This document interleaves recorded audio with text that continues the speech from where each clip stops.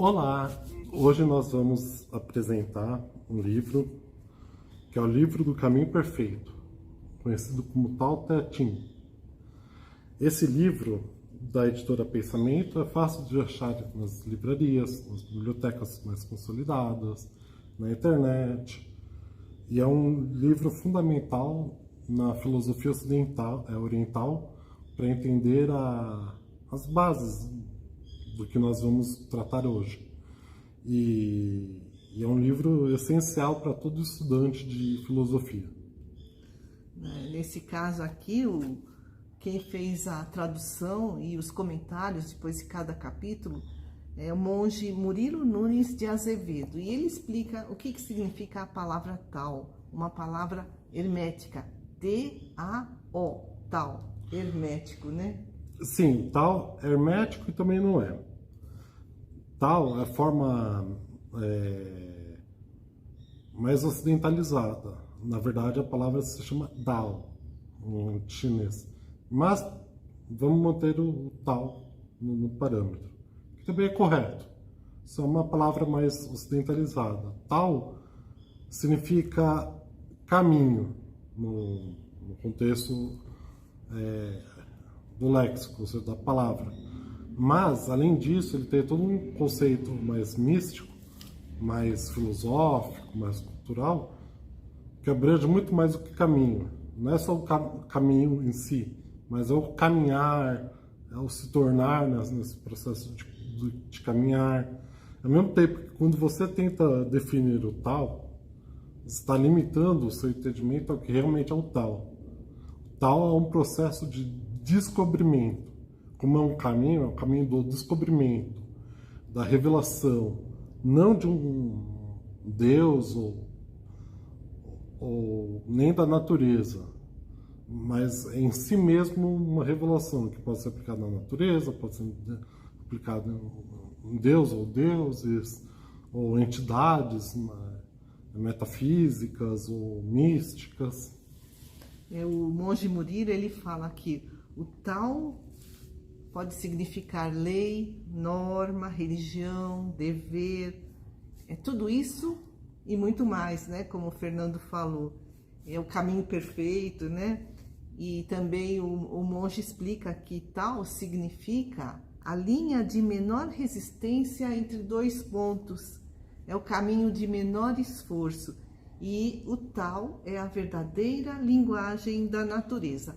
E hoje a gente vai começar falando do capítulo 31, cujo título é Acalmando a Guerra. E aí a gente lê: as mais belas armas são instrumentos de infelicidade, instrumentos do mal.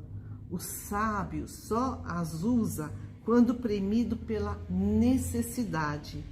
Um homem que se compraz com a matança não pode dirigir um império. E aí tem os comentários do tradutor, né? Do monge Murilo, que as armas não são só a espada, a lança, o punhal, mas existem armas muito piores. Então, o pensamento de ódio, a calúnia, a mentira, tudo que pode ferir é um instrumento do mal.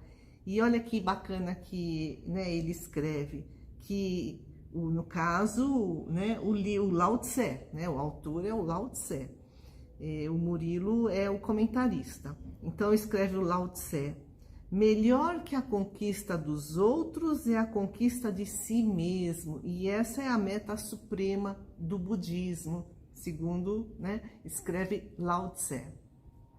Não só do budismo, mas sobretudo do taoísmo, que é um livro fundamental, não um dos, mas são vários, e o livro é organizado em anacletos, que são máximas do ponto de vista da filosofia oriental. Essa busca da conquista de si, não é de si do ponto de vista minha personalidade, e sim da minha essência, da minha existência, aquilo que eu posso me realizar seguindo o tal. E aqui o Lao Tse escreve, né, que o sábio só usa a arma quando premido pela necessidade. Inclusive, o título, né, desse capítulo é Acalmando a Guerra. Ele não fala eliminando a guerra, é acalmando a guerra. E é muito interessante que no Livro dos Espíritos, da codificação da doutrina espírita, né, existe uma parte chamada Lei de Destruição. E aí os Espíritos nos dizem que a causa que leva o homem à guerra é o predomínio da sua natureza animal sobre a natureza espiritual e a satisfação das paixões. À medida que um homem vai evoluindo, a frequência de guerras também diminui. Mas olha o que a gente lê lá no Livro dos Espíritos.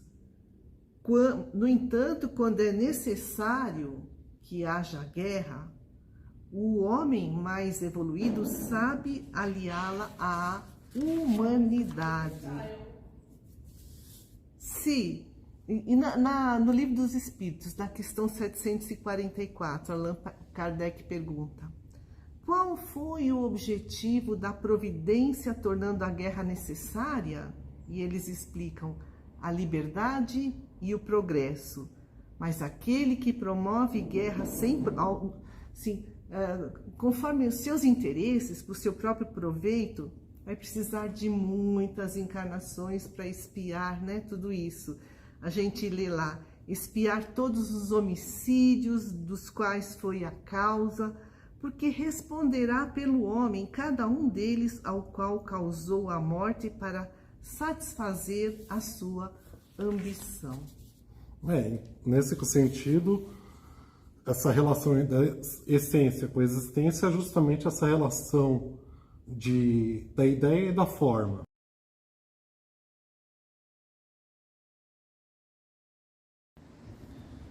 Olá, agora nessa segunda parte, dando continuidade, na primeira parte nós abordamos mais a relação teórica entre a filosofia ocidental e oriental no entendimento da guerra. O mundo se dividiu em ocidental e oriental, mas isso vem no contexto da história da filosofia, lá com Platão e Aristóteles. Platão se pensava através das ideias, que é a doutrina das ideias, e Aristóteles através da doutrina das formas, através das formas. E todas as guerras, no sentido político, cultural, etc., vêm dessa relação crítica entre ideia e forma. O platonismo foi a base posterior, pelo viés católico, do cristianismo, e posteriormente revisto com o espiritismo e outras tendências dentro do pensamento cristão.